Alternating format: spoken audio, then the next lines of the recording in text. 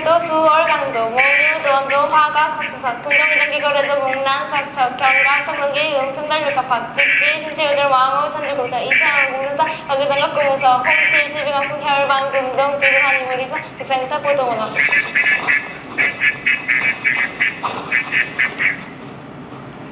다 내놔라!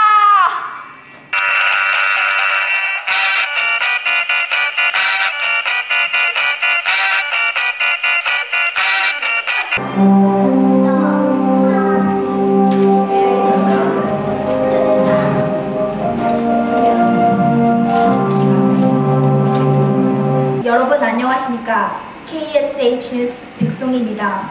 오늘은 한국 역사인식 바로잡기에 대해 집중 보도를 해드리겠습니다. 우리나라의 삼국시대까지의 역사를 중국의 역사로 편입시키는 중국의 동북공정 프로젝트와 독도가 일본의 영토라고 주장하는 일본의 영유권 주장이 파장을 일으켜왔습니다. 그 자세한 소식 이은솔 기자가 보도합니다. 동북공정은 동북아시아 역사 왜곡 프로젝트로서 쉽게 말해 한국, 배달, 고조선, 고구려, 발해의 역사를 중국 역사로 편입시키는 것을 말합니다. 중국 정통의 역사서 25서 가운데 사기나 후한서, 삼국지 등을 비롯한 제사서는 우리 민족을 조선열전이나 동이전에 따로 두어 진화족과 독립된 한민족으로 기록해왔습니다. 주운래 수상은 1963년 고구려나 발해가 한민족이 세운 나라라고 말했으며 길림성 연변대학 교수들이 쓴 역사책은 1994년까지도 고구려는 당연히 한국사라고 기술하였습니다.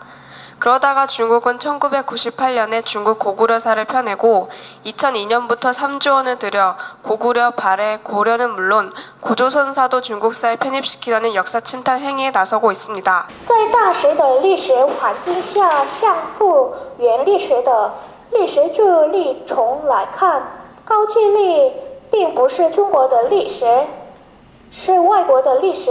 高句丽把陆郎、大方、贤道、姚东军也留置在自己的许权之下。 일본의 경우 독도 문제에 관하여 제2세계대전 종전 후 스카핀에 따라 울릉도, 독도, 제주도가 일본 영토에서 제외되었습니다. 그러나 일본은 1905년 그 당시까지 주인이었던 섬을 시마네현에 편입함으로써 일본의 영토라고 주장하지만 이것은 앞서 말한 1900년 대한제국 측량과 맞지 않는 부분입니다.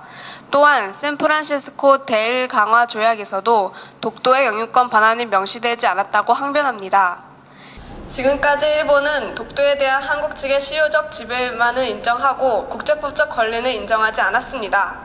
이 외에도 일본의 역사 왜곡, 임나일본부 문제, 명성황후 시해, 위안부 할머니 문제 등 해결해야 하는 문제는 많습니다. 우리의 소중한 역사와 국토, 우리가 바로 알고 주장해야 지킬 수 있습니다. 지금까지 KSH 이은솔이었습니다. 우리나라의 역사적 위상은 다 어디로 간 것일까요? 영국의 유명 극장가 필리핀 교과서에 소개된 우리나라의 역사적 사회적 위치는 불안했습니다. 그 현장에서 최민영 기자입니다. 1663년부터는 이곳 영국의 로열 드루레인 극장의 휴대전화 예절을 나타내고 있는 이 안내문에는 우리나라의 태극기 대신 북한의 인공기가 붙어있어 한국 관광객들을 매우 당혹시키고 있습니다. 당황스럽죠. 다른 나라 사람들은 이게 우리 국기인 줄 알 거 아니에요. 우리나라 국력이 이것밖에 안 되나 싶었어요. 영국과의 대사방토 외교관계가 시작된 지 어느덧 51년. 뮤지컬 미스 사이공, 오페라 유령, 현재 반지의 제왕까지 수많은 히트작들을 거쳐간 뿌리 깊은 극장의 서열이라 더욱 당황할 수밖에 없습니다. 하지만 무려 50년이라는 긴 세월 동안 아무도 이 안내문에 대해 건의하지 않았다는 것이 더욱 슬프게만 다가옵니다. 역사 오류 사례는 이곳 영국에서뿐만이 아닙니다. 세계적으로 진행되고 있는 한국 바로 알리기 범국민 운동이 한창인 가운데 필리핀에서도 한국에 대한 오류 또는 극히 일부분의 한국 역사에 대해서만 저술되어 있는 것으로 조사되었습니다. 또한 이들의 고등학교 교과서와 도서관에 비치되어 있는 세계지도에서 동해는 모두 일본어로 표기되어 있었고 필리핀 유명 쇼핑몰의 대형 서점에서 판매되고 있는 세계지도 대다수가 일본어로 표기되고 있습니다. 필리핀에서뿐만 아니라 러시아, 인도네시아, 태국, 캐나다 등에서도 역사적 오류는 끊이지 않고 있습니다. 이 캐나다의 한 역사 교과서에서는 명성황후 시해를 단순히 사고로만 보고 있습니다. 우리가 우리의 역사를 바로 알아야 후손들에게 뿌리 깊은 대한민국을 전해줄 수 있습니다. 어느 때보다 역사에 대한 관심이 필요한 시점입니다. 이상 경복궁에서 KHS 최민영이었습니다. 이처럼 한국의 역사 왜곡 및 오류는 심각한 실정입니다.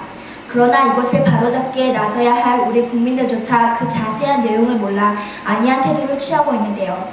그래서 오늘은 한국역사인식기관의 해외부 권희정 교수님을 직접 스튜디오로 모셔 그 자세한 내용을 들어보도록 하겠습니다. 안녕하십니까 교수님. 안녕하십니까. 역사 오류나 교과서 문제 등은 우리 정부에서 초기에 적극적으로 대응했다면 이 정도까지 심각한 상태에 이르진 않았을 것이라고 생각이 됩니다. 그렇다면 언론과 학계 그리고 정부에서는 어떤 입장을 취했습니까? 언론과 학계, 정부의 소극적 태도가 문제되고 있는데요. 교과서 문제는 2001년 말경 검정 통과가 확실시되자 화제에 올랐습니다. 사실 2000년 8월경부터 국내 언론에 처음 보도되었는데요. 당시 소수의 학교와 연구자만이 문제 심각성을 제기할 뿐이었습니다. 그렇다면 역사 오류에 대한 우리 국민들의 관심도는 어떻습니까? 서울 신서고등학교 학생들이 대상으로 역사 오류에 대한 관심도라는 주제로 설문조사를 실시하였는데요. 전체 100명 중 40명의 학생들이 잘못된 역사 오류가 있는 것을 알면서도 찾아보지 않는다라는 응답을 알고 단 8명의 학생들이 역정을 요구한다고 하였습니다. 생각보다 심각한 상황이군요. 끝으로 이런 상황에 대한 대책을 제안해 주시겠습니까? 우선 첫 번째로 학생들은 성적을 위한 목적으로 여기지 말 것이며 교사들은 다양한 교수법을 연구하여 재밌게 배울 수 있도록 해야 할 것입니다. 두 번째로 각국 시민단체가 네트워크를 구성해 올바른 역사인식을 함양하여 왜곡 문제를 시정할 수 있도록 해야 합니다. 세 번째로 외국인과 재외동포를 대상으로 하는 한국사 교육을 실시하는 등 정부의 적극적인 태도도 필요합니다. 하지만 무엇보다 중요한 것은 우리가 우리 역사를 바로 알기 위해 노력해야 하는 것이겠죠. 네, 권희정 교수님의 말 잘 들었습니다. 감사합니다. 냄비 근성이란 어떤 일이 일어나면 흥분하다가 시간이 지나면 쉽게 잊어버리는 성질을 의미하는 신조어입니다. 이미 여러 분야에서 쓰이고 있는 이 단어, 외국의 역사 왜곡에 대응하는 한국의 태도에 대해 말할 때도 빠지지 않고 쓰이는데요. 이 냄비 근성이라는 말이 나설 때는 과감히 나서고 털어버릴 때는 깨끗이 털어버린다는 의미로 쓰일 때까지 노력해야겠습니다. KSH 뉴스 마치겠습니다. 감사합니다.